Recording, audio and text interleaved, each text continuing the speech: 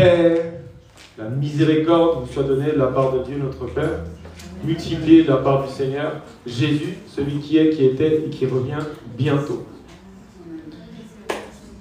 Alors, aujourd'hui nous sommes le dimanche 27 octobre 2024 et nous sommes tellement heureux de vous retrouver. Parce qu'il est bon que les frères demeurent ensemble. Et malgré que nous n'avons pas pu demeurer avec vous physiquement, nous avons demeuré avec vous spirituellement. Parce que nous étions en Afrique du Sud, mon épouse et moi, pour une mission pastorale, où le Seigneur s'est manifesté très puissamment. Parce que quand Dieu te donne une mission, Dieu en fait te donne cette mission pour faire d'autres missions. C'est toujours le Dieu qui multiplie. Il ne nous a jamais envoyé quelque part, il nous avait dit faites ça et on n'a pas fait plus. Parce que c'est le Dieu qui multiplie. Et je rends vraiment grâce à Dieu pour tout ce qu'il a fait en Afrique du Sud. Parce que tout ce qu'il a commencé à faire à travers, c'est lui qui l'a fait, hein, c'est pas nous, mais à travers nous, je sais qu'il y a des choses qui vont continuer. Et c'était tellement merveilleux, extraordinaire, je n'étais jamais allé dans ce pays. Et c'est vrai que j'ai été un peu ébloui par la richesse de ce pays. Quand on te dit on va en Afrique, moi j'avais fait plusieurs pays en Afrique, où il y a quand même une pauvreté sûre. Quand tu arrives en Afrique du Sud, déjà quand tu arrives de l'aéroport, tu as l'impression d'atterrir à Roissy Charles de Gaulle, tellement l'aéroport est immense. Tu n'as pas l'impression d'être en Afrique. Et je disais toujours à mon épouse, ah, mais c'est quand même beaucoup mieux que les autres pays d'Afrique ici. Mais par contre, spirituellement, il y a tellement de travail.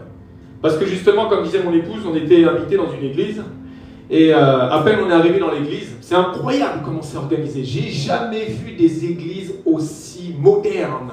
Ils vont mettre les enfants, ils mettent leur empreinte digitale par endroit, tac, t'as le nom des enfants qui sort avec un badge, c'est incroyable.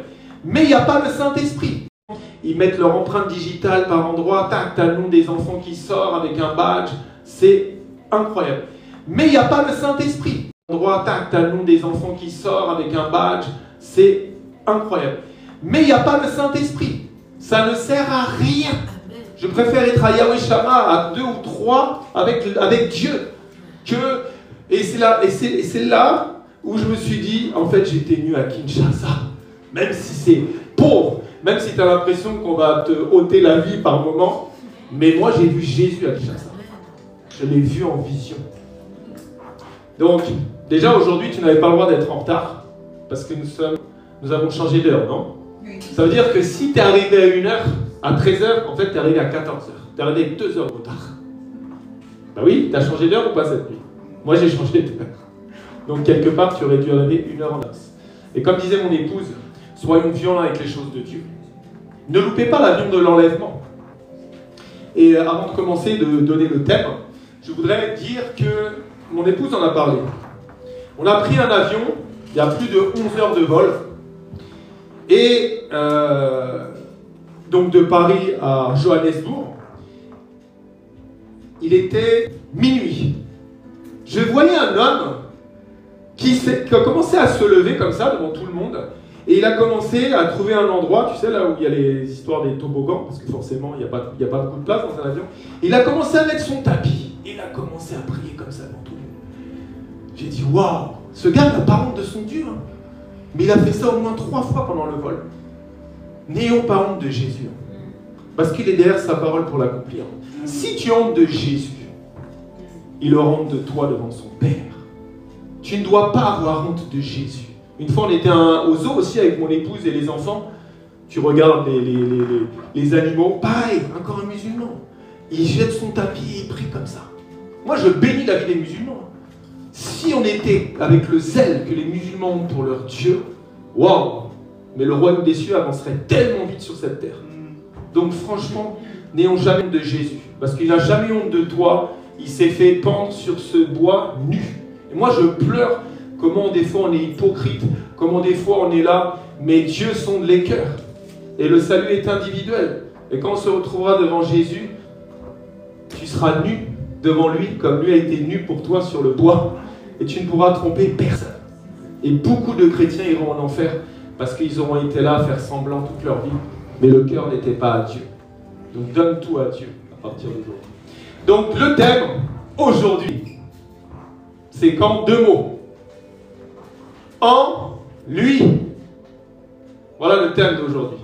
Ces derniers temps, notre frère Michael, enseignant de la parole de Dieu avec la puissance du Saint-Esprit, nous a enseigné qui est Jésus, nous a enseigné un peu la nature du Père. Et aujourd'hui, je vais vous parler que le plus important quand tu es un enfant de Dieu, tu es devenu un enfant de Dieu et ce n'est pas par ta propre volonté, c'est lui qui t'a attiré à lui pour qu'un jour tu puisses le confesser, croire dans ton cœur par révélation et l'accepter comme ton unique Seigneur et ton Sauveur. Donc tu dois être en lui, tu dois lui ressembler un peu plus chaque jour et tu dois surtout demeurer en lui. Tu peux ouvrir la parole de Dieu à Éphésiens chapitre 1. C'est là où il y a le « en lui » beaucoup. Déjà, tu vas dire à ton voisin, dis à ton voisin, ce n'est plus toi qui vivras après cette prédication, c'est Jésus qui vivra en toi et toi qui vivras en lui. Je vais dans la parole de Dieu pour commencer, Jean chapitre 15, versets 2 à 8, et je lis au nom du Seigneur. Tout sarment, écoutez bien, tout sarment qui est en moi et qui ne porte pas de fruit, il le retranche. Et tout sarment qui porte du fruit, il l'émonde afin qu'il porte encore plus de fruit. Verset très important, verset 2. Ça veut dire que si tu as été en lui, c'est lui qui t'a permis. Encore une fois, je te dis, c'est impossible de devenir un enfant de Dieu. C'est impossible que toi-même tu décides d'inscrire ton nom dans le livre de la vie. C'est lui qui t'a choisi, c'est lui qui te connaissait avant la fondation du monde. Et Dieu fait grâce à qui il veut. On ne parle pas de religion, on parle d'une relation. Ça veut dire qu'il t'a mis son esprit en toi. Tu es né de l'eau, la parole de Dieu, et de l'esprit de Dieu, et tu es devenu un enfant de Dieu. Tu es devenu en lui. Maintenant, tu es en lui, tu es un sarment. Mais si tu ne portes pas de fruits, il te retranchera au dernier jour. N'oubliez jamais que ceux qui ne connaissent pas Dieu et ceux qui n'obéissent pas à l'évangile de Christ n'hériteront pas du royaume des cieux. C'est très important. Verset 3. Déjà vous êtes purs à cause de la parole que je vous ai annoncée. Verset 4. Demeurez en moi. Tu vois, le Seigneur te demande de demeurer en lui. Toujours, tu dois demeurer en sa parole. Tu ne dois pas laisser la colère, tu ne dois pas laisser la haine, tu ne dois pas laisser l'orgueil, la jalousie, la cupidité, la culpabilité, l'impudicité, l'ivrognerie, les choses du monde, l'amour de l'argent. Tu dois demeurer en lui. Tu ne dois plus demeurer dans le monde. Demeurez en moi et je demeurerai en vous. Ça veut dire que si tu ne demeures pas en Jésus-Christ, il ne demeure plus en moi. Comme le sarment ne peut de lui-même porter du fruit s'il ne demeure attaché au cep, ainsi vous ne le pouvez non plus si vous ne demeurez en moi. C'est pour ça que quand tu passes dans la rue, les malades ne guérissent plus. Les démons ne sautent pas dans la rue. C'est pour ça. Parce que tu ne demeures plus en Jésus-Christ de Nazareth. Et c'est pour ça qu'à partir d'aujourd'hui, au nom de Jésus, je proclame et je décrète que tu vas sortir différemment et que tu vas demeurer en Jésus-Christ et que tu vas surtout t'accrocher au cep, au bon cep qui est le Christ. Amen. Il le dit, verset 5, je suis le cep et vous êtes les sarments. Moi, je suis un sarment de Jésus, toi aussi, par sa propre volonté. Celui qui demeure en moi et en qui je demeure porte beaucoup de fruits, car sans moi, vous ne pouvez rien faire. Ça ne sert à rien la vaine gloire, la rivalité, l'orgueil, puisqu'il te dit que sans lui, tu ne peux rien faire. Tu ne peux même pas soigner un petit rhume. Tu ne peux même pas... Moi, je dis tout le temps, quand je monte ici, ce n'est pas moi qui prêche. Ne me regardez pas moi. C'est Jésus qui prend sa place. S'il ne demeure pas en moi, je vais dire du n'importe quoi ici. Parce que c'est lui qui demeure en moi. Si quelqu'un ne demeure pas en moi, écoute bien, il est jeté dehors comme le sarment et il sèche pour ramasser les sarments et les jette au feu et il brûle. Toute personne qui prêche que le salut est éternel, quoi que tu fasses, j'ai peur pour eux, pour leurs âmes. Je prie tout le temps que le Seigneur les éclaire comme ça et qu'ils arrêtent de prêcher du n'importe quoi. Soyez prudents comme serpents. Veille, prie, efforce-toi de rentrer dans le chemin étroit. C'est un combat, même le bon combat de la foi. Mène ton corps durement. Si vous demeurez en moi et que mes paroles demeurent en vous, demandez ce que vous voudrez et cela vous sera accordé. Dieu n'est pas un homme pour mentir. Si tu demeures en lui, que lui demeure en toi, tout ce que tu vas demander dans la volonté de Dieu, il va te le donner. Si tu demandes 1 milliard d'euros demain pour aller construire des orphelinats, Dieu va te donner 1 milliard d'euros demain. S'il voit à ton cœur que c'est pour la volonté de Dieu. Toujours Dieu tient ses promesses. Dieu ne te donne pas parce que ton cœur n'est pas pur. Dieu ne te donne pas parce qu'il voit déjà que s'il fait ça, tu vas commencer à vouloir profiter des choses du monde et tu vas tomber. Verset 8, si vous portez beaucoup de fruits, c'est ainsi que mon Père sera glorifié et que vous serez mes disciples. Ça veut dire que ceux qui ne portent pas de fruits, on ne glorifie pas le Père. Nous ne sommes pas disciples, donc nous ne sommes plus chrétiens. Moi, je vous dis, frères et sœurs, dans ces derniers temps de la fin, ne regarde ni à droite, ne regarde ni à gauche. Ne regarde pas ce qui frappe les yeux. Moi, quand je suis arrivé en Afrique du Sud, dans cette église, en plus, les gens étaient tellement contents de me faire rencontrer cette église. Au début, je me suis dit, il y a un problème. Comment ils peuvent déplacer 2500 personnes? Tout le monde là est à l'heure. Je ne sais pas si tu te rends compte, 2500 personnes qui ne viennent qu'en voiture. Il n'y a pas de transport là-bas. Un parking vide, en une demi-heure, il est blindé de voitures. Tout le monde est là à l'heure. Paf, ça commence à 9h, ça finit à 10h15. Toutes les chaises sont blindées. Mais il n'y a pas le Saint-Esprit. Quelle tristesse. Et quand le Saint-Esprit se manifeste, les gens se plaignent. Ils vont voir le pasteur en disant « Arrêtez ça, sinon on ne vient plus dans votre église. » Tu rejettes le Saint-Esprit, tu rejettes Dieu. Puisque Dieu et le Saint-Esprit, ils sont 3 en 1. On doit demeurer dans le Saint-Esprit. Moi, je préfère être seul avec le Saint-Esprit, même dans une forêt amazonienne abandonnée de tous, que être là dans le monde sans le Saint-Esprit. Tu crois que tu t'es enrichi? Tu crois que si, ça, tu connais le verset 20. Mais tu ne sais pas que tu es misérable, nu, aveugle, dépouillé de tout. Moi, je veux aller au ciel avec Jésus pour l'éternité. C'est que ça qui m'importe. Et faire le pourquoi il m'a choisi, le pourquoi il m'a appelé. Sinon, j'ai foiré ma mission. Le seul qui a réussi sa mission à 100%, c'est Jésus. Donc, est-ce que tu veux être un bon disciple? Il faut que toi, mon frère, il faut que toi, ma sœur, tu ne fasses plus qu'un avec Jésus. Un peu plus chaque jour. Comme l'apôtre Paul a dit, j'ai mené mon corps durement. Mais le jour où c'est sorti de sa bouche, qu'il a dit, ce n'est plus moi qui vis, mais c'est Christ qui vit en moi, en lui. Ah, qu'est-ce qu'il a dû vivre? Il a vu ce que j'ai vécu à ma conversion. Moi, Dieu m'a fait une grâce extraordinaire. C'est que le jour où Jésus est venu, j'ai vécu en lui. Ma conversion est très spéciale.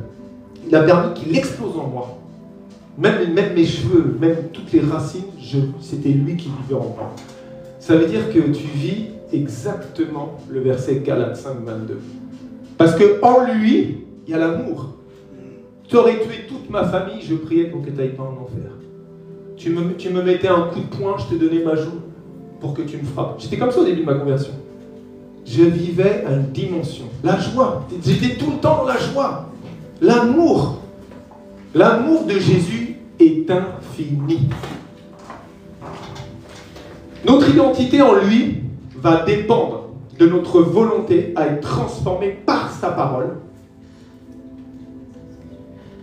Et plus tu vas dépendre de lui, plus tu vas t'abandonner à lui, plus tu vas prier, jeûner, plus le bon potier va pouvoir faire son travail dans ta vie par ton obéissance. Il faut craindre Dieu, mon frère. Il faut craindre Dieu, ma sœur. Parce que la parole, elle est claire. La crainte de Dieu, c'est le début de la sagesse. Et la sagesse humaine n'est pas la sagesse de Dieu. Si tu t'abandonnes totalement en lui et que tu lui fais confiance, que des fois tu vas avoir des vertiges, des fois tu vas avoir mal au crâne, des fois tu vas avoir l'impression que, en fait, tu vas mourir. Mais si tu fais confiance en Dieu, que c'est son travail qu'il est en train de faire en toi, il est en train de modeler ton âme, alors, à un moment donné, tu vas être comme Paul qui a dit, c'est plus moi qui vis, c'est Christ qui vit en moi. Apocalypse 19, 12 et 13 dit, ses yeux étaient comme une flamme de feu, sur la tête étaient plusieurs diadèmes, il avait un nom écrit que personne ne connaît, si ce n'est lui-même. Il était revêtu d'un vêtement teint de sang. Son nom est la parole de Dieu. Le nom de Jésus-Christ, c'est la parole de Dieu. Parce qu'avant de s'appeler Jésus-Christ, il s'appelait la parole de Dieu. Au commencement n'était pas Jésus-Christ. Au commencement était la parole. La parole était avec Dieu. Et la parole est Dieu. Ça veut dire que ça, mon frère, ma soeur, si tu rejettes un iota de la parole, Jésus te rejettera au dernier jour. Ça ne sert à rien de sourire, de louer, d'adorer si tu rejettes un seul iota de ça. Moi, j'évangélise beaucoup. Le nombre de milliers de personnes qui disent « Oui, je crois en Jésus ». Et quand je dis « Tu crois en la Bible ?» Ah non, la Bible a été écrite par des hommes. Elle a été transformée, elle a été réécrite. Non, moi je te dis que non.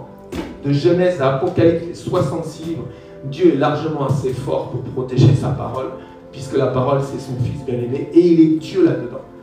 Maintenant, c'est vrai que le diable utilise des chefs religieux parce qu'ils vont commencer à vouloir changer la parole. Je ne sais pas si vous avez vu ce qui se passe au Vatican. Ils vont commencer à vouloir changer les versets. Tu crois que Dieu ne protégera pas sa parole? Dieu va frapper. C'est pour ça que Jésus revient bientôt aussi. On ne touche pas à la parole de Dieu. Rien, pas un seul iota. Tous les livres qui ont été rajoutés, je ne les citerai pas, ça ne vient pas de Dieu. Jean 17, 17 à 19. Sanctifie-les par ta vérité. Ta parole est la vérité. Mon frère, ma soeur, cherche la sanctification chaque jour de ta vie par la parole de Dieu. On doit être sanctifié par cette parole. Quand le Seigneur te dit d'aimer ton ennemi, tu dois aimer ton ennemi. Même si ça te prend 15 ans. Quand le Seigneur te dit que tu dois ne pas avoir l'amour de l'argent, si tu sens encore que tu as l'amour de l'argent, tu dois prier. Tu as besoin de délivrance. Tu as besoin de délivrance profonde. Si tu n'arrives pas à prier pour celui qui te persécute, tu dois encore prier. Tu dois, quand tu lis chaque verset que Jésus, la parole de Dieu a dit, tu dois dire, ah là, je vis le truc normal à 100%. Si tu as encore du mal avec ça, ça veut dire que tu as encore besoin d'être délivré comme Paul l'était, comme tout le monde. Moi, j'ai besoin énormément de délivrance. Mon épouse aussi. Nous tous ici présents, nous avons besoin de délivrance. Le jour où tu me diras, je vis 100% de la parole de Dieu, chaque verset de Jésus, j'ai même pas besoin de prier pour pardonner. Dès que ça vient en moi, pardonne-lui, Père, il ne sait pas ce qu'il fait. Là, ça veut dire que tu es arrivé vraiment à un stade, une dimension incroyable. Verset 18. Comme tu m'as envoyé dans le monde, je les ai aussi envoyés dans le monde. C'est bizarre ça, non? Est-ce que tu comprends quelque chose? Le Père a envoyé Jésus dans le monde. Et si tu es là, un spermatozoïde parmi des centaines de millions, c'est Dieu qui t'a envoyé ici. C'est Dieu qui t'a envoyé dans le monde. Il te dit, il te connaissait avant la fondation du monde. Il t'avait consacré. Dieu t'a envoyé ici. Alors est-ce que tu crois que Dieu t'a envoyé ici pour dire n'importe quoi, pour boire de l'alcool, pour critiquer les autres Non, Dieu t'a envoyé pour quelque chose de bien précis. Comme Jésus a été envoyé pour aller à Golgotha, comme Jésus a été envoyé pour une mission bien précise d'accomplir tout ce que les prophètes avaient dit de Genèse à Malachie, toi tu as une mission aussi. Moi j'ai une mission, mon épouse a une mission, nous tous nous avons une mission. On la fera jamais à 100%, c'est clair. Mais quand tu dis notre Père, ta volonté, parce que la volonté du Père, il t'a envoyé dans le monde. Et quand tu dis que ta volonté, Père, soit faite sur la terre comme au ciel, il t'a déjà envoyé dans le monde. Tu sais qu'il y a des gens qui sont destinés à l'enfer dès le départ ici. C'est marqué que les anges ne sont destinés que pour ceux qui doivent hériter du salut. Ça veut dire qu'il y en a qui sont là, ils n'hériteront jamais du salut. Il y a des démons incarnés ici. Lucifer, tu crois qu'il va hériter du salut? Non. Mais toi, tu as une mission, mon frère. Tu as une mission, ma soeur. Comme tu m'as envoyé dans le monde, je les ai aussi envoyés dans le monde. Ça veut dire que c'est Jésus qui t'a envoyé. Jésus m'a envoyé, Jésus a envoyé mon épouse, Jésus a envoyé mes enfants, Jésus nous a envoyés. Et je me sanctifie moi-même pour eux afin qu'eux aussi soient sanctifiés par la vérité. Encore par la parole. Toute personne qui ne lit pas la parole de Dieu chaque jour, tu maigris spirituellement. Tu t'inquiètes des fois parce que tu n'as pas mangé le soir. Mais inquiète-toi surtout parce que tu n'as pas lu la Bible. Amen. C'est très important d'être en lui ce soir, quand on va sortir, enfin tout à l'heure quand on va sortir d'ici. Hébreux 12, 14 nous dit « Recherchez la paix avec tous », c'est la sanctification sans laquelle personne ne verra le Seigneur. La sanctification, c'est pas d'aller faire des bonnes œuvres. La sanctification, non, rechercher la sanctification, comme on a vu à Jean 17, 17, c'est sanctifier par ta vérité, par la parole de Dieu. Moi, le Seigneur nous a parlé dans l'avion, quand on est rentré. Il a dit, restez dans la vérité. S'il vous plaît, le couple pastoral Logereau, restez dans l'évangile pur. Tant m'ont abandonné, tant se sont éloignés de la parole de Dieu. Prêchez la parole avec simplicité, amour, humilité. On peut rigoler, mais moi je dois rester dans l'évangile. Parce que je vais passer au tribunal de Christ. Et je pleure pour tous ces prédicateurs qui ont déformé l'évangile. Parce qu'ils ne se sont même pas rendus compte. Je ne leur en veux pas, parce que moi-même, qui était dans la parole, je me suis fait avoir de proclamer des couvertures spirituelles. Et je suis tombé il y a 4 ans. Et d'ailleurs, nous allons écrire un livre là-dessus. Donc tu vois que ton identité, mon identité, notre identité en Christ va dépendre d'accepter d'être brisé par cette parole. Des fois, tu n'acceptes pas. Hein. Des fois, le Seigneur commence là. Brise la force du moi, Seigneur. Puis, allez, je retourne un peu dans le monde, c'est trop dur. C'est dur. L'apôtre Paul a dit, j'ai mené mon corps durement. Lui, qui était dans les prisons et tout. Donc je commence en lui. Éphésiens chapitre 1, versets 4 à 6. En lui, Dieu nous a élus avant la fondation du monde pour que nous soyons saints et répréhensibles devant lui. Nous ayant prédestinés dans son amour à être ses enfants d'adoption par Jésus-Christ, selon le bon plaisir de sa volonté, à la louange de la gloire de sa grâce qu'il nous a accordée en son bien-aimé. En lui, en Jésus, Dieu nous a élus avant la fondation du monde. Ça nous fait bien sûr penser au verset Jérémie 1,5. Avant que je t'eusse formé dans le ventre de ta mère, je te connaissais. Et avant que tu fusses sorti de son sein, je t'avais consacré. Je t'avais établi prophète des nations. Ça veut dire qu'avant que tu naisses, moi je suis né le 3 octobre 1975. Je suis resté à peu près 9 mois dans le ventre de ma mère, mais Dieu me connaissait largement avant. Et Dieu m'a envoyé dans ce monde parce que, comme je disais à mon père, l'autre fois il m'envoie un WhatsApp, je ne sais plus, et j'ai dit, oui c'était pour mon anniversaire, parce que le 3 octobre c'était il n'y a pas longtemps, j'ai dit, oui Dieu m'a envoyé dans ce monde parce que je suis l'évangéliste de l'Éternel des armées. Oui, moi je l'ai su à 41 ans. Avant j'étais dans le monde et tout, tu m'aurais dit ça, j'aurais dit, t'arrêtes de fumer. Moi je suis né le 3 octobre, comment tu veux que quelqu'un me connaisse avant? Parce que je ne croyais pas en Dieu, je ne connaissais pas Dieu. Mais maintenant je sais que il y a des millions, milliards d'années, ça c'est pas écrit dans la Bible, il me connaissait avant la fondation du monde. Il connaissait la sœur, il connaissait le frère, il te connaît, il t'a envoyé ici. Il a engendré Jésus et il a envoyé Jésus dans le monde. C'est lui qui t'a engendré, c'est lui qui t'a formé dans le sein de ta mère. Et il t'a envoyé dans le monde, il a attendu un moment, un déclic, une situation pour que tu l'appelles et que ta mission commence. Éphésiens 1,7. En lui, je vous rappelle le texte, c'est en lui. Nous avons la rédemption par son sang, la rémission des péchés, selon la richesse de sa grâce. Si Dieu n'était pas venu ici faire couler son sang, tout le monde irait en enfer. Tout le monde serait séparé de Dieu pour toujours. C'est Jésus-Christ de Nazareth, roi des rois, seigneur des seigneurs, fils du Dieu très haut. La parole de Dieu faite chair, le verbe incarné. Dieu devait venir à condition d'homme, parce qu'il a donné à cette terre l'autorité à un homme. Donc Dieu devait prendre cette condition. C'est pour ça qu'on appelle Jésus le deuxième Adam. Et il devait faire couler ce sang. Et il l'a fait par amour pour chacun d'entre nous. N'oubliez jamais comment Jésus a souffert pour nous. Ça va t'aider à résister au péché. Ça va t'aider à résister, tomber dans l'ivrognerie, la colère, l'impudicité, la fornication et tout ce qui lui fait du mal. Parce que n'oublie pas un truc, quand il est en toi, tu ne fais plus qu'un avec lui. Mais dès que tu fais quelque chose, un péché, tu fais du mal au Saint-Esprit. Tu attristes le Saint-Esprit. Et tu fais pleurer Jésus là-haut. N'oublie jamais que Jésus et le Saint-Esprit ne font qu'un comme avec le Père.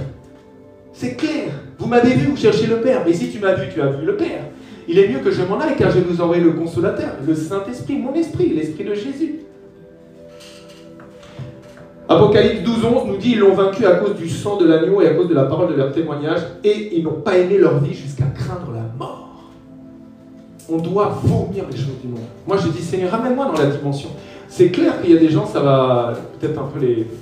Mais quand le Seigneur est venu dans ma vie, je vomissais les choses du monde.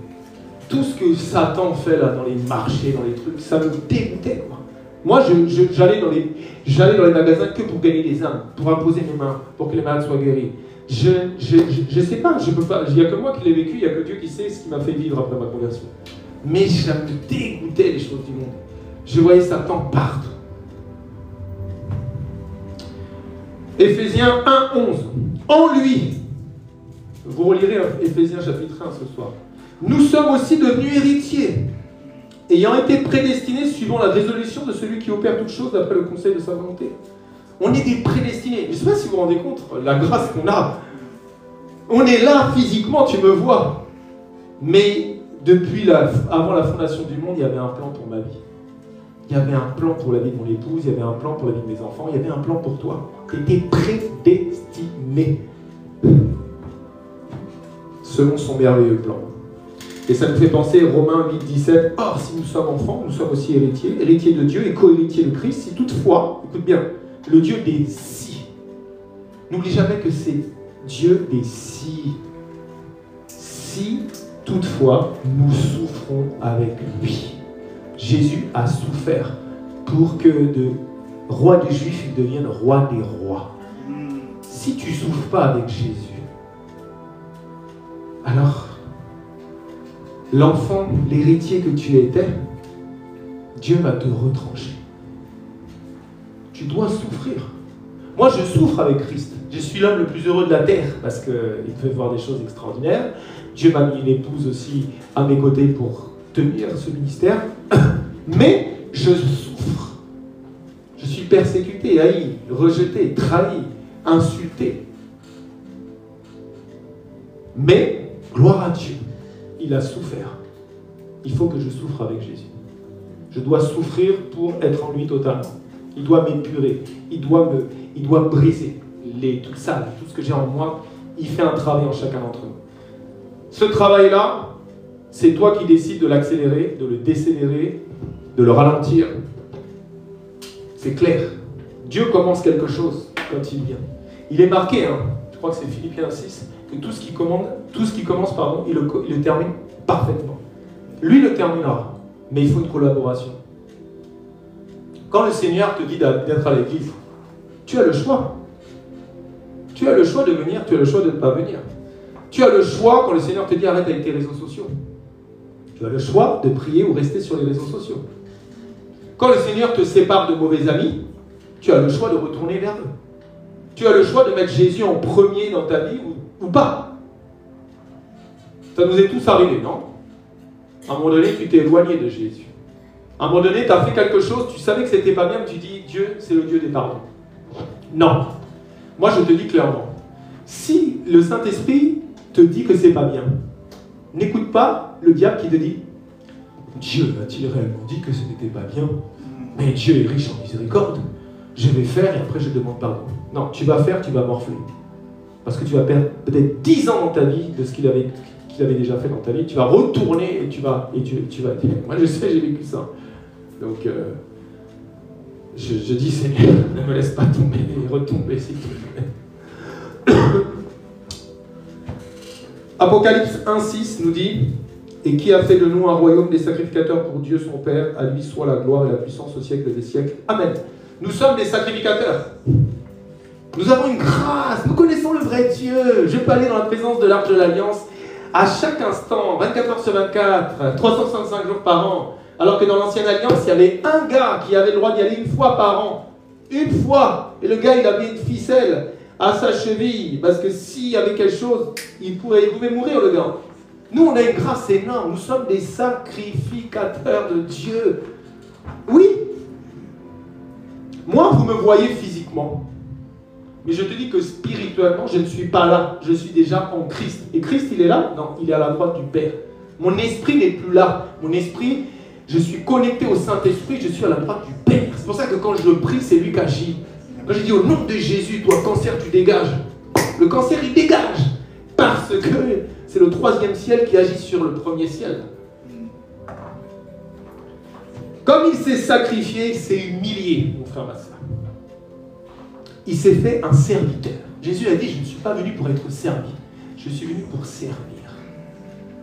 Toi, tu l'as reçu comme ton Seigneur. Ça veut dire que tu dois lui ressembler. Tu dois t'humilier et tu dois te sacrifier. Tu dois sacrifier. C'est pas facile. Hein. Tu dois sacrifier ta jeunesse. Il y a des jeunes là, ici. Hein. 15, 20 ans, 25 ans. Tu dois sacrifier ta jeunesse pour Jésus.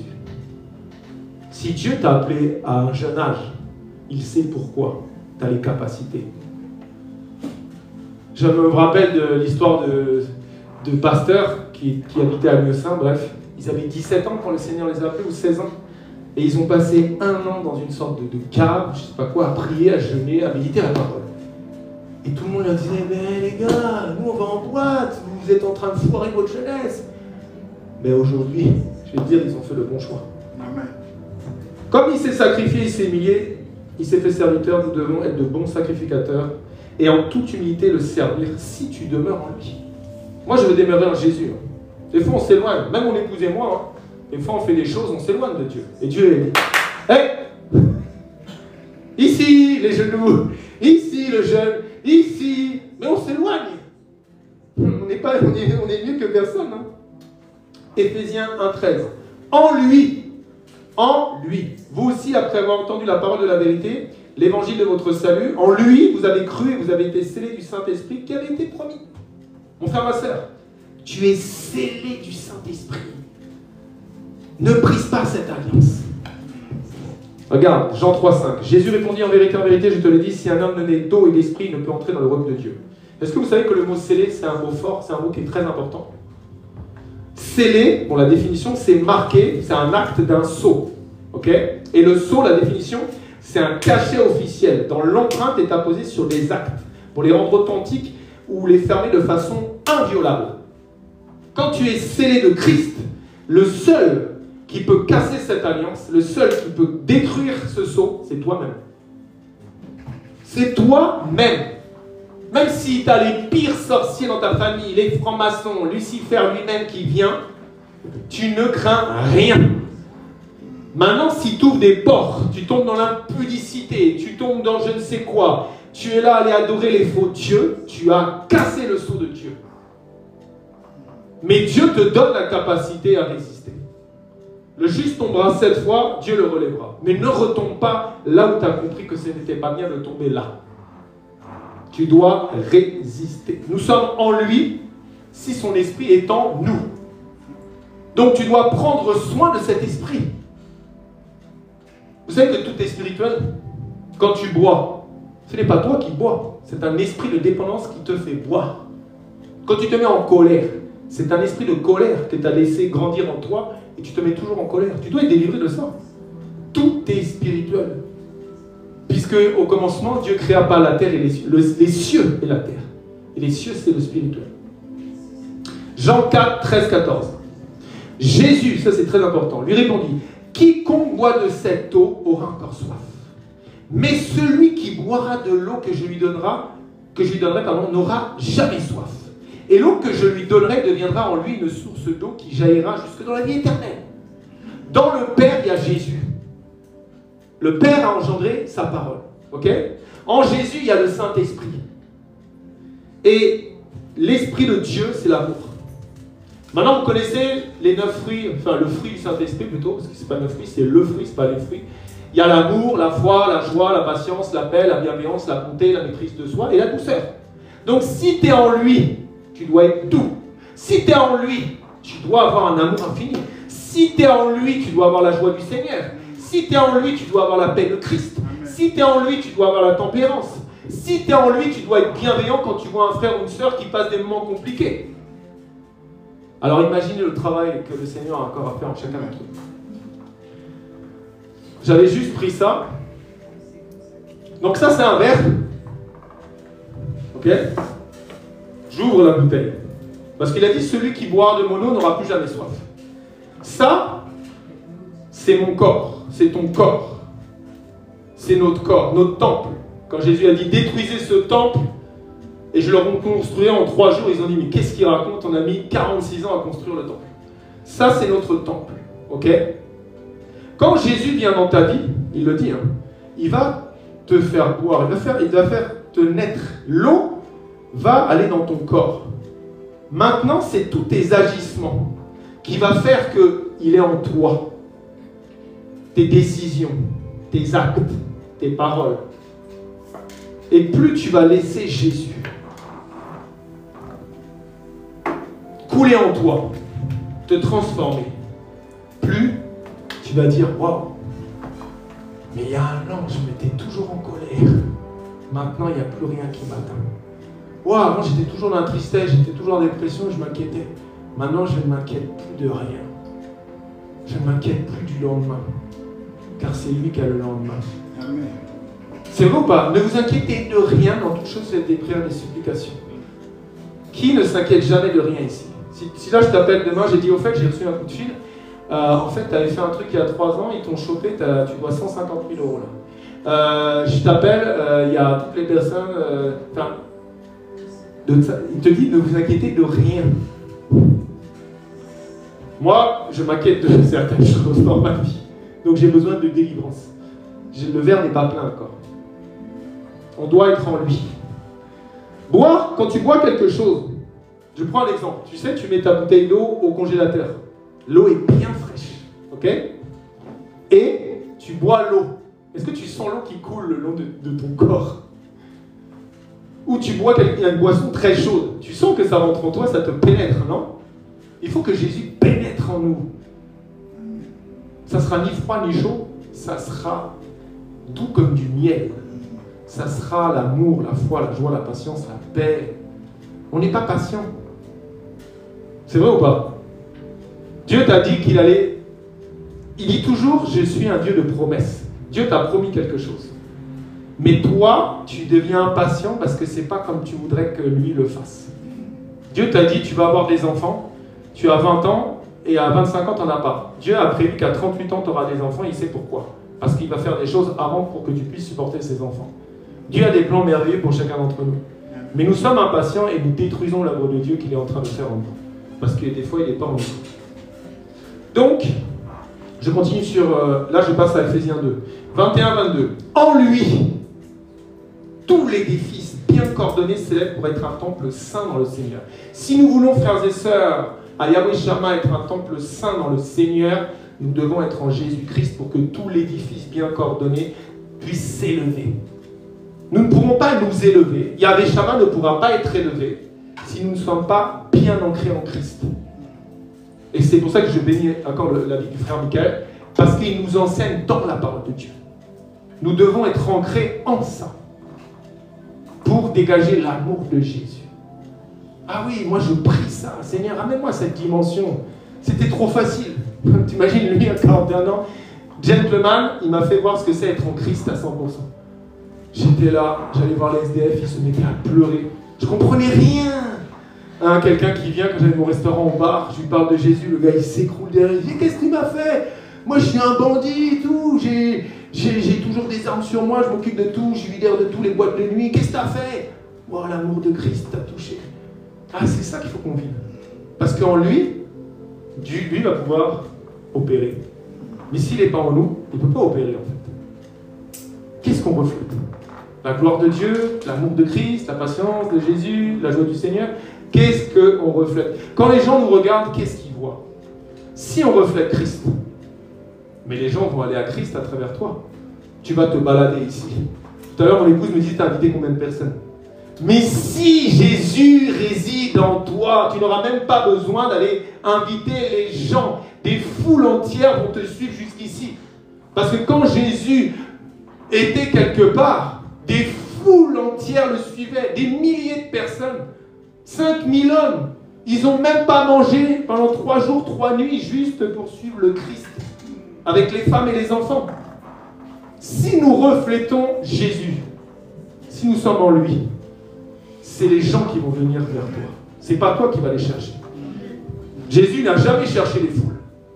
C'est les foules qui sont venues à Jésus.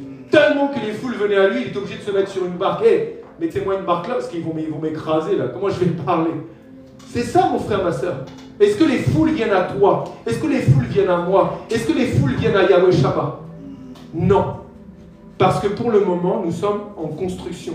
Et nous devons faire que Jésus soit ici et on soit en lui. Tant qu'on sera là à critiquer, tant qu'on sera là à juger, à condamner, mais Dieu ne fera pas son travail comme il veut le faire. Mais le jour où on va comprendre que le jour où on va être totalement en lui, moi je te dis devant Dieu que je sers, des dizaines de milliers de personnes viendront à Yahweh Shammah. Cette ira du monde partout, on ne pourra pas rester ici. Les gens seront là, ils sortiront du RER et tout. Pas pour te chercher, toi, pas pour me chercher, moi l'évangéliste, pas pour chercher la pasteur Fifi. pour chercher le Christ qui vivra en nous totalement. Partout où Jésus se déplaçait, les gens avaient entendu parler de lui.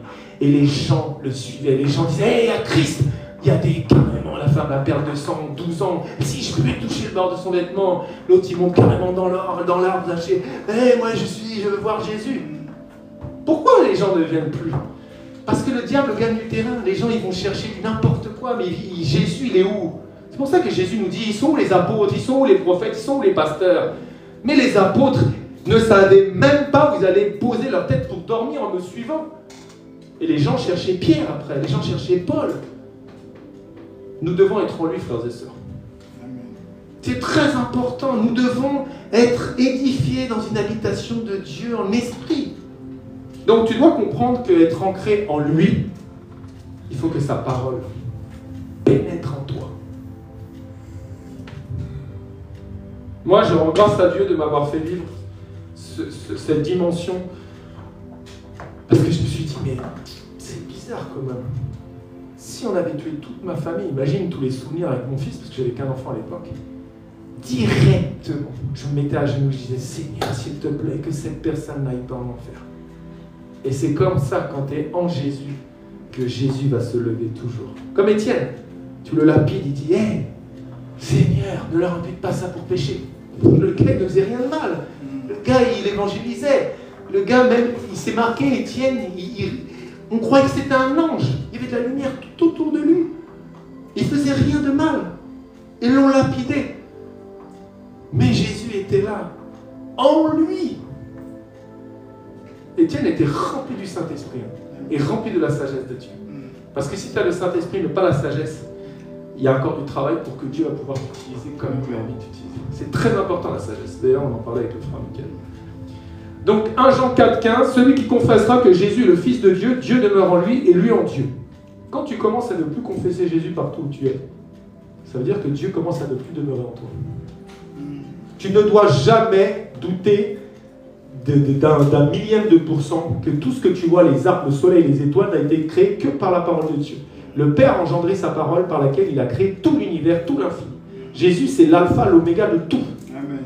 Et tu dois comprendre et tu dois le confesser. Quand tu commences à dire, ah, j'arrive plus trop, va évangéliser, va relire la parole, appelle-moi direct. Moi, tu me dis, ah, je commence à avoir des doutes. Appelle-moi même à 4h du matin. Moi, je vais aller évangéliser avec toi dans les rues jusqu'à 9h. On va lire la parole parce que le diable est en train de voler la parole, le pain de vie que Jésus a mis en toi. Si tu commences à avoir des doutes de tout ça, fais gaffe. Le diable est en train d'arracher, là, de voler, détruire, égorger. Et on va lire la parole. Ah, moi, ça ne me dérange pas. Hein. Appelle-moi. Je vais lire la parole avec toi. Ne vous lassez jamais de confesser le Christ partout où vous êtes. Mon épouse le disait tout à l'heure. Ça, c'est le diable. Tu es au travail. Bon, moi, c'est vrai qu'à mon travail, j'ai vidé mon restaurant. C'est clair. Mais j'avais une façon d'évangéliser vraiment débile. Je disais, hey, j'ai rencontré Jésus. T'imagines, je viens de déposer l'entrée, le plat de madame, le plat de monsieur. J'ai dit, hey, j'ai rencontré Jésus, il y a des démons qui sortent de moi, des cris de femmes, d'hommes. Les gens avaient peur. Il est débile, ce gars. J'ai évangélisé mal. Mais tu crois que tu vas faire l'œuvre de Dieu avec un bon cœur pour que les âmes soient sauvées et que Jésus va vider ton entreprise ou que Jésus va te faire virer? Non, Jésus va peut-être... Tu vas évangéliser une personne et Jésus va te trouver un travail où tu vas être 3 fois mieux payé. Ben oui, tu me serviras, je te bénirai. Si tu le sers avec un bon cœur et qu'il commence, et tu dis, Seigneur, hey, tu l'as dit, non? Moi, je te sers. Mon épouse te sert, nuit et jour, on te sert. Bénis-nous, Seigneur. Je ne sais pas comment tu vas faire. Pardonne-nous parce que des fois, on doute. Nous sommes humains. Donc, beaucoup croient en Jésus, mais pas en la Bible. Vous avez remarqué ça ou pas? Tu dis, ouais, moi je crois en Jésus et tout. Mais bon, la Bible, ça a été écrit par des hommes, puis c'est réécrit et tout. Non, moi je te dis, là ce que je tiens dans la main, oui, c'est écrit de main d'homme, c'est vrai, mais inspiré du Saint-Esprit. Toute parole est inspirée de Dieu. Et Dieu pose. Tu vois, par exemple, quand tu écris un poème, il faut déjà que ça passe dans tes pensées pour que ta main puisse écrire sur le papier. C'est exactement pareil avec ça. Moïse, il a écrit à Genèse. c'est l'Esprit de Dieu qui l'a inspiré. Amen. Et il a utilisé sa main pour qu'il écrive. Quiconque croit en lui ne sera point confus. Romains 10, 11. Quiconque croit en la parole de Dieu ne sera point confus. Quand ils vont se retrouver devant Dieu, ils ne seront point confus. J'ai cru en toi, j'ai mené le bon combat de la foi. Et ma place est avec toi, Jésus. Donc tu dois croire en Jésus pour ne pas être confus, mais tu dois croire jusqu'à ton dernier souffle. C'est très important. Acte 4, 12, je vais aller à la conclusion bientôt. Il n'y a de salut en aucun autre. C'est pour ça qu'on doit prier beaucoup pour nos amis les juifs, pour nos amis les musulmans, pour nos amis les catholiques, pour nos amis les bouddhistes, pour nos amis les hindouistes, tous ces gens. Moi j'ai dit l'église parfaite, c'est le zèle du musulman avec l'amour du catholique et la méditation du bouddhiste. Parce que les bouddhistes, ils aiment bien méditer. Ils sont comme ça pendant des heures. Quand tu les vois méditer, tu dis waouh, le gars, carrément, des fois, il est en lévitation tellement qu'il médite. Mais c'est pas Jésus qui est en train de le faire se lever. Donc, on doit prendre le bien de chacun. Ah oui, moi, j'ai jamais encore balancé, moi, j'ai pas besoin d'un tapis, mais je me suis jamais mis un corps à genoux comme ça devant tout le monde dans la rue. Ah oui. Je ne médite pas des heures et tout, ils vont carrément dans des montagnes, les Tibétains et tout, les moines, ils sont là dans des positions, toi tu la tiens 3 heures, t'as mal partout, eux ils peuvent tenir une semaine comme ça. Méditation du bouddhiste, toi, Seigneur, fais-moi méditer la parole comme un bon bouddhiste. Mais je te garde, toi seul, l'unique Dieu. Il n'y a de salut en aucun autre, car il n'y a sous le ciel aucun autre nom qui ait été donné parmi les hommes par lequel nous devions être sauvés. Toute personne qui rejette Jésus de Nazareth, qui rejette la parole de Dieu, passe son éternité en enfer, quelles que soient ses œuvres, et la réincarnation n'existe pas. Maintenant, je vois carrément, j'ai vu ça il n'y a pas longtemps, maintenant il y a carrément des gens qui parlent de la réincarnation. J'ai dit non, mais, ils se disent chrétiens, mais ils disent oui, tu peux être incarné. Non, mais on va loin, Jésus revient, c'est pas des blagues. Il est réservé à l'homme de mourir une seule fois, après quoi vient le jugement. Et le jugement, il est scellé quand tu es sur la terre.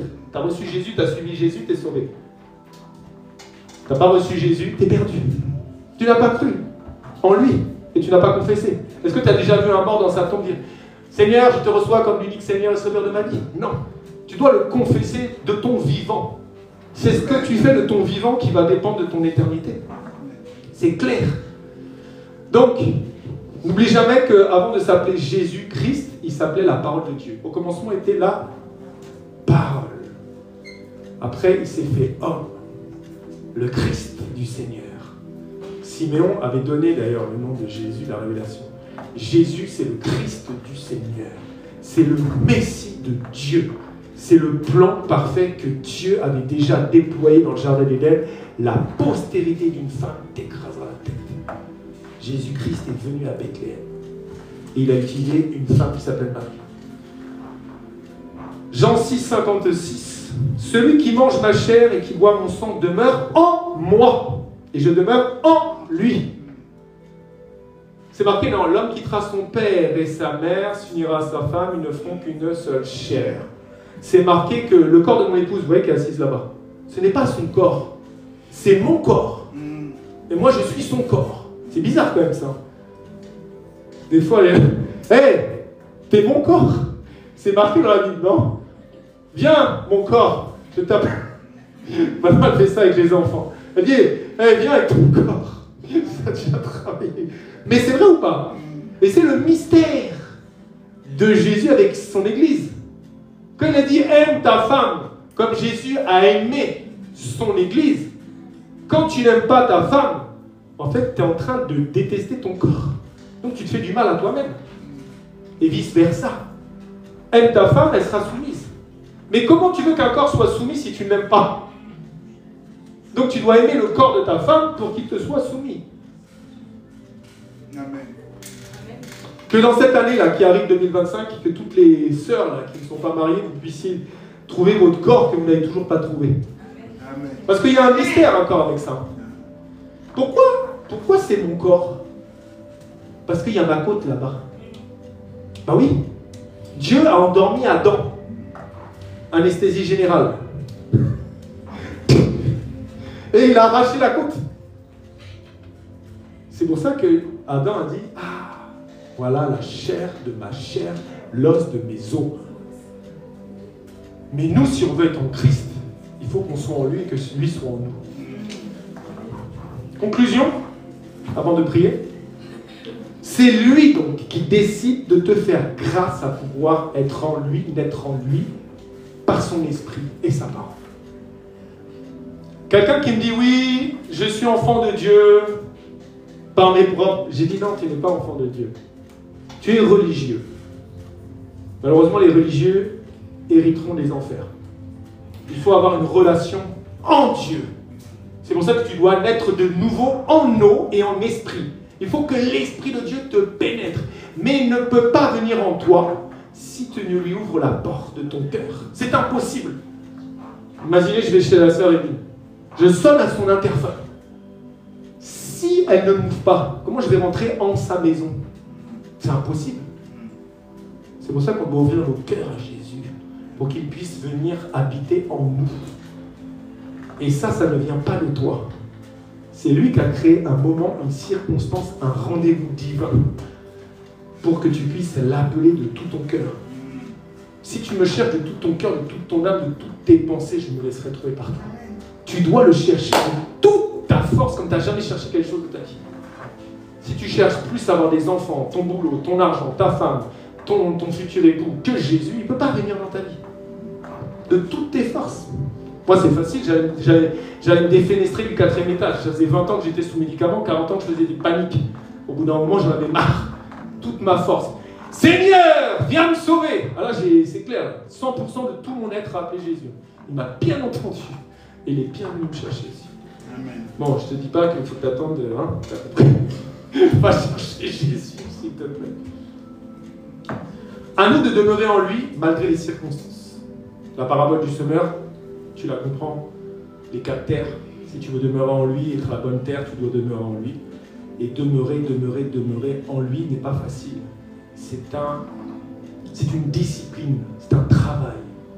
Tous les jours, tu dois prier. Tous les jours, tu dois méditer la parole. Et tu dois entamer des jeûnes pour qu'ils prennent encore plus possession de toi.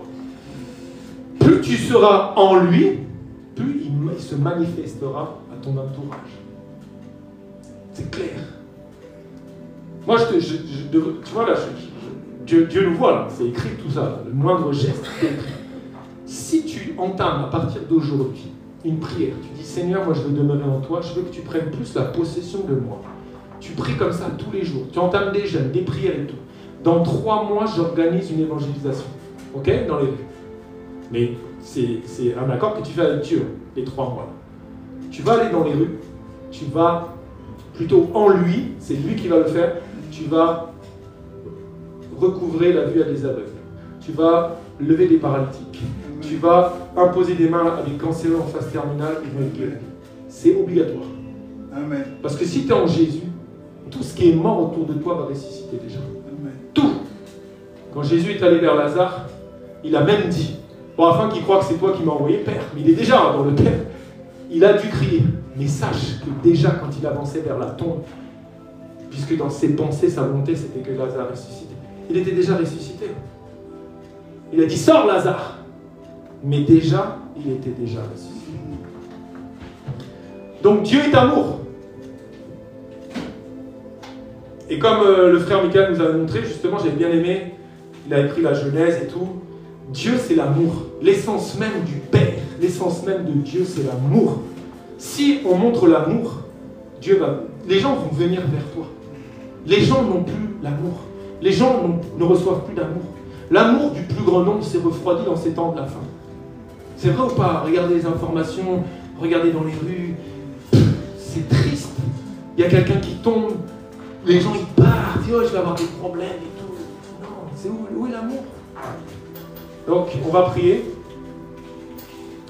On va demander au Seigneur qu'aujourd'hui, à cet instant aussitôt, à l'instant même, que le Seigneur nous fasse la grâce d'être plus en lui, qu'il prenne sa place, qu'au début de cette prédication, qu'au début de cette journée, Et que sa parole puisse faire chair en nous, comme sa parole s'est faite chair dans le monde.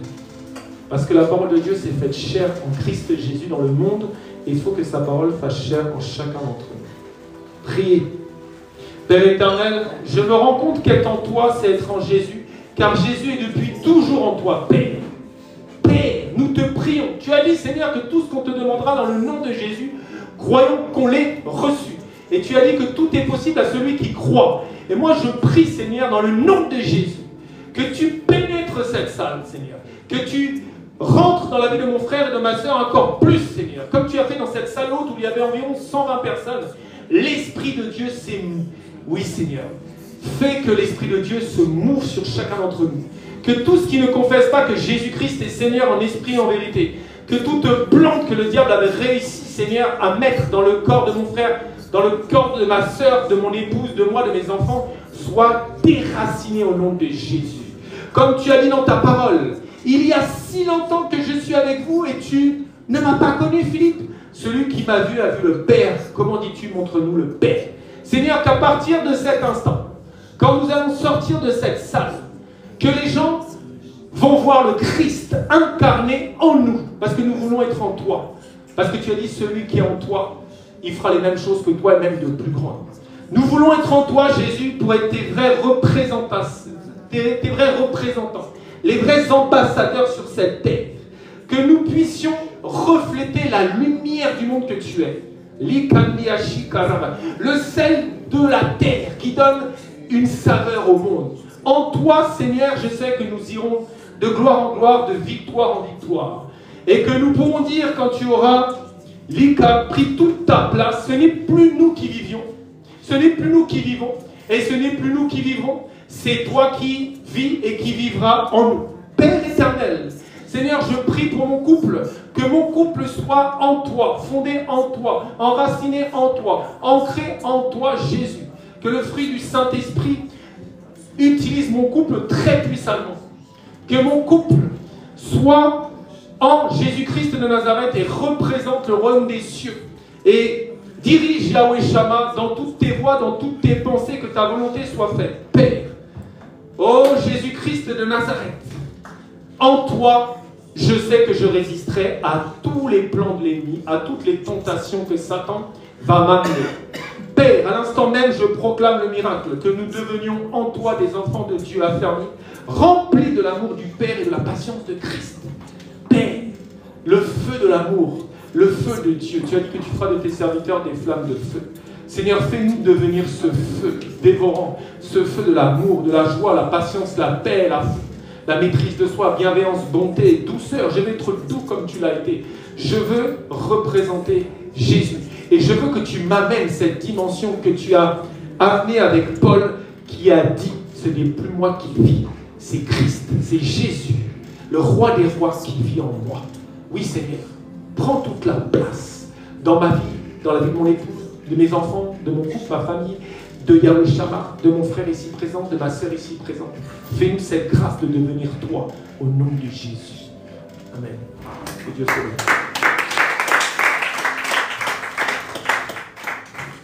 Amen, amen. Amen. Que le roi des rois, le Seigneur des seigneurs soit loué.